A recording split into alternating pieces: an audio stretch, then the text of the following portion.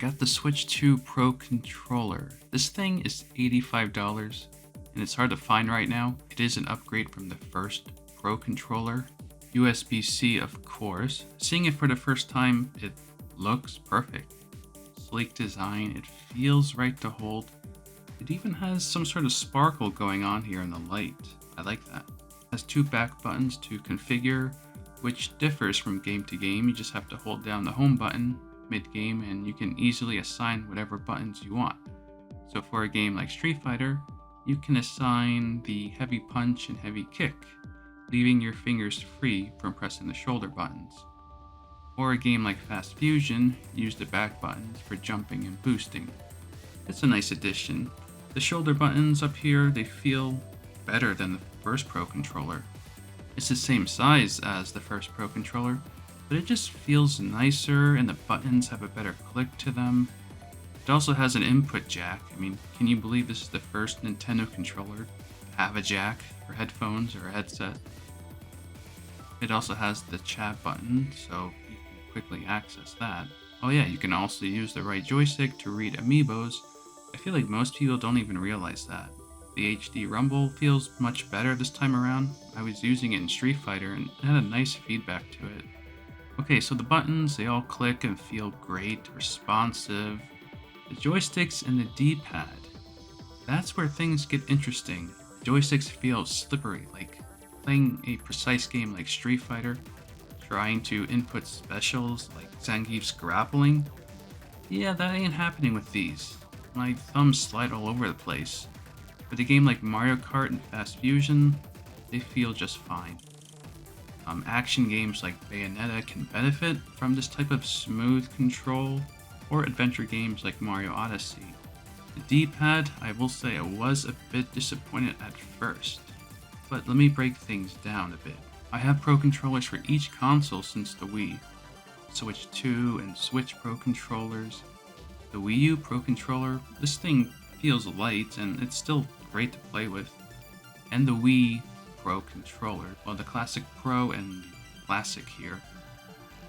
These are all playable on the Switch or Switch 2 if you have a $20 8-bit adapter. Just plug it into the dock, press the button, and sync any of the controllers like you would do on a Wii or Wii U. But let's talk about the D-pad. I tested it and all these Pro controllers on two games, Street Fighter 6 and Mario Maker 2. On Street Fighter 6, the D-pad felt good. I played a few hours in practice and online, and I had no issues with the Switch 2 Pro controller D-pad. Inputting felt fine. The first Pro controller, it does not feel as responsive or smooth, but if you aren't playing a game like Street Fighter or a 2D platformer, it works fine, I suppose. The Wii Classic Pro controller, this thing just feels amazing. Holding it, the D-pad is pretty much perfect, but the joystick, they have those directional bumps that make it ideal for playing a fighting game with joysticks, something I don't do with the 2D fighter.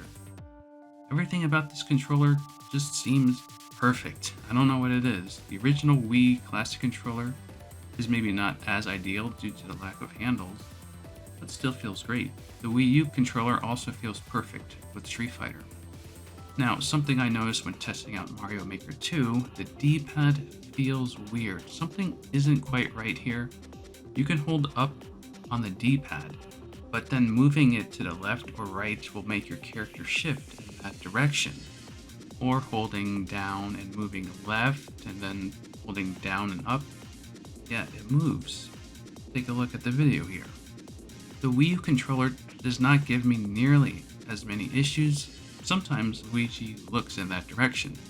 The Wii controllers, this doesn't happen at all.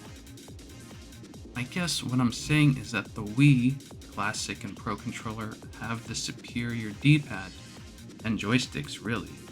I don't know if that is good for games or not, the way you can move the character slightly holding it in one direction. That could work in some games, but I feel like it doesn't work at all for Mario Maker. Okay, so all of these controllers have their pros and cons. The Switch and Switch 2 Pro controllers feel the most comfortable to hold, especially for long sessions. The Wii Classic controllers have the best D-pad and joysticks for precision, but they're at least comfortable and don't have the bonus features like rumble, game chat, and amiibo function. The Wii U controller feels great, but the shoulder buttons just seem weak, and the joystick placements are comfortable. But I have to say the Switch 2 Pro controller just feels wonderful. The ergonomics is the best on this thing, plus all the additional features. Don't bother with the Switch 1 Pro controller if you have the option between the two. It just does everything much better. But yeah, something like Mario Maker 2, I don't know, this D-pad could possibly be an issue. One other note, the Switch 2 Pro controller can wake up the Switch 2 tablet from sleeping mode by pressing the home button. The first Pro controller cannot.